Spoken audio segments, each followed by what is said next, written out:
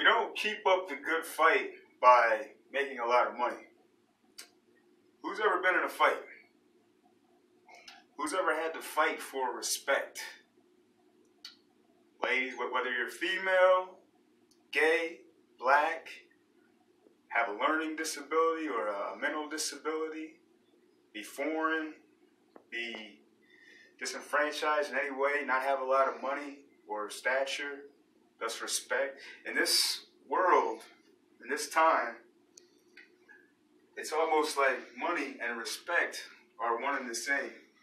And it's not almost, and it's not something that's just now. It's been this way for a while. But I'm here to tell you that money doesn't have a thing to do with fighting for what's right. And I want to give you an example. How many people here have ever felt like a thing, like an object, put on a shelf, to be studied, to be goggled, to be marveled, maybe praised even, idolized, but without a voice? Things don't talk. The PhD who doesn't have a speaking role or decision-making ability in the office, just the pretty face in the room.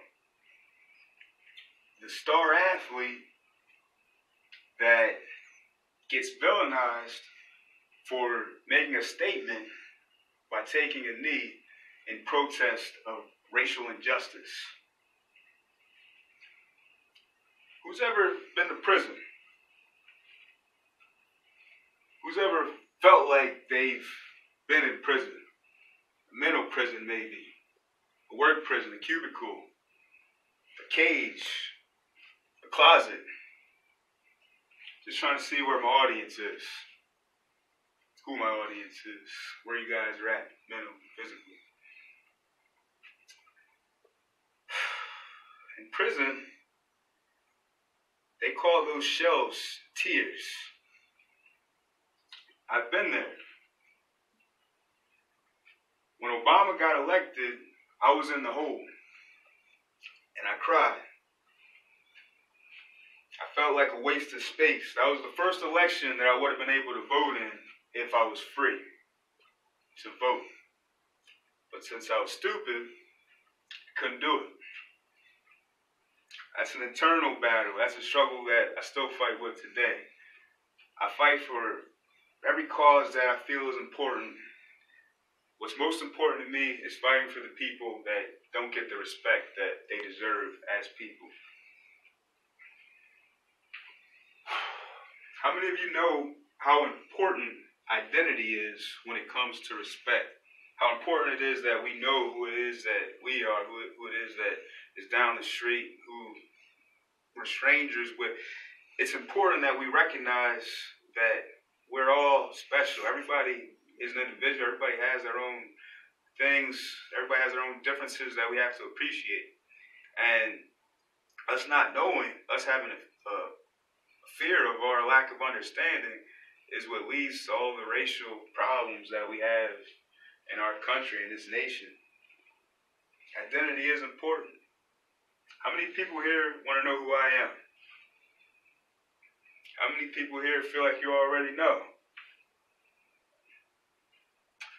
How many people here want to know who we all are? I think everybody does. We're all remarkable, and we're remarkably strong together. Remarkable.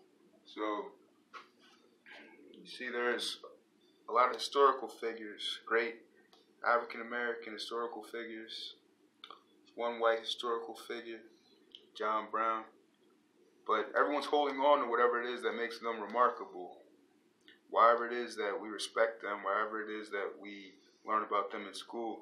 Dr. King, the Reverend, is holding on to his faith. His wife, Coretta, is holding on to her strength, her husband. Betty Shabazz, Malcolm X's wife, is holding on to her dignity. Her husband's holding on to his self-respect. They're holding back legendary rapper Tupac Shakur. He's holding on to his rage. Booker T. Washington's holding on to his conviction. Bob Marley's holding on to his peace, his oneness. Mary McLeod Bethune's holding on to her heart. She was an educator. She loved the children. Bob Marley's an interesting one. You know, I met a lady who actually knew him during his life, and she told me when I told her that he was holding on to his peace, that Bob Marley didn't believe in pieces of anything. He only believed in oneness. He didn't believe that different pieces, different factions could be without there still being at odds and there still being war. He believed that we all had to be one love, one God, one truth, one family.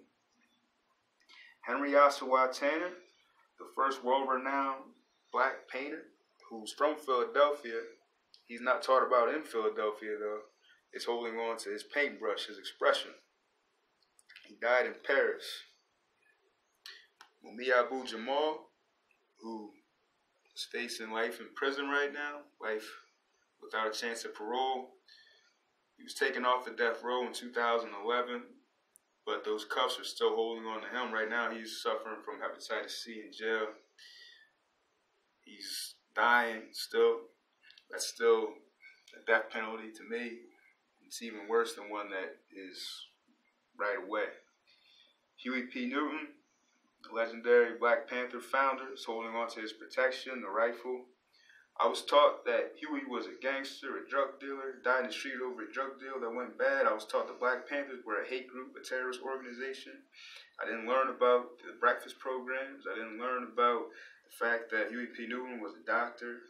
I didn't learn that Fred Hampton founded the Chicago chapter of the Black Panthers, the Illinois chapter, before he was 21.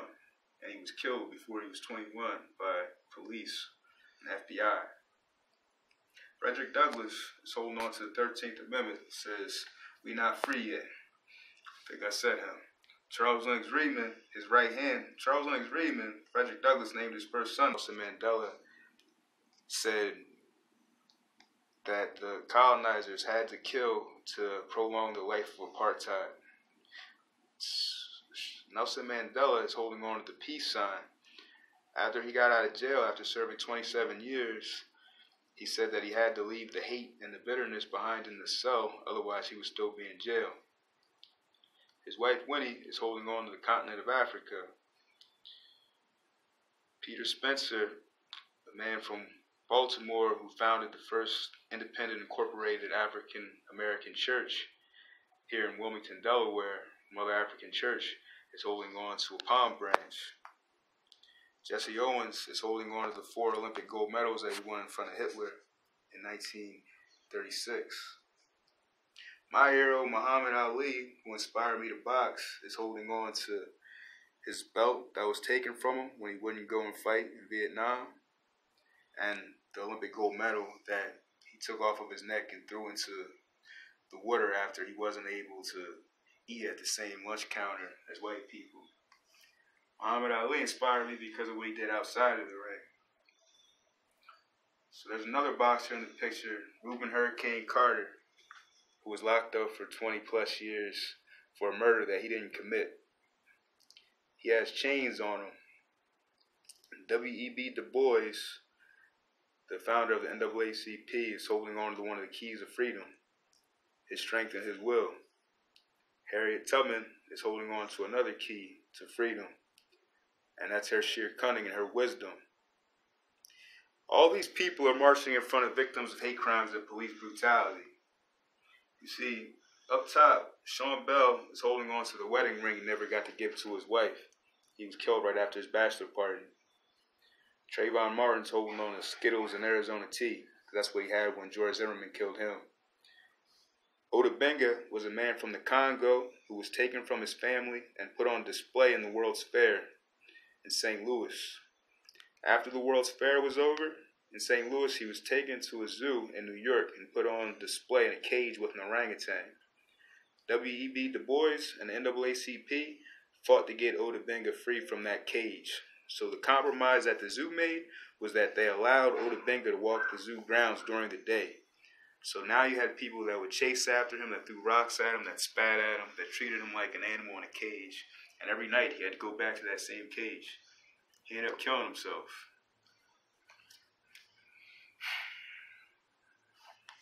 So that's too much.